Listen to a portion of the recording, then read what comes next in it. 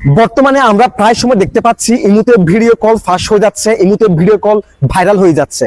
তাই আপনাকে এখনই সতর্ক হওয়া উচিত। ধরুন আপনি আপনার বয়ফ্রেন্ডের সাথে কথা বলতেছেন, এখন সে কি করলো, স্ক্রিন রেকর্ড করে ফেললো কিংবা স্ক্রিনশট নিয়ে নিল। এতে কিন্তু সে আপনাকে যে কোনো সময় ব্ল্যাকমেল করতে পারে কিংবা আপনার সেই স্ক্রিন রেকর্ডটা ভাইরাল করে দিতে পারে। তাই আপনি এখনই আপনার ইমো অ্যাকাউন্টে এই সিরিজটা করে রাখুন, যাতে অন্য কারোর সাথে ভিডিও কলে কথা বলার সময় সে আপনার ভিডিও কলটা স্ক্রিন রেকর্ড করতে না পারে, স্ক্রিনশট নিতে না পারে। তো চলুন কথা না বাড়িয়ে ভিডিওটা শুরু করা যাক।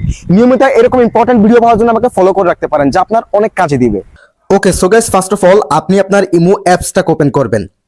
ইমো অ্যাপসটাকে ওপেন করার পর এখান থেকে আপনার ইমো অ্যাকাউন্টের প্রোফাইলের লোগোর উপর ক্লিক করবেন। লোগোর উপর ক্লিক করার পর এখান থেকে সিকিউরিটি অ্যান্ড প্রাইভেসি এই অপশনে ক্লিক করে দিবেন।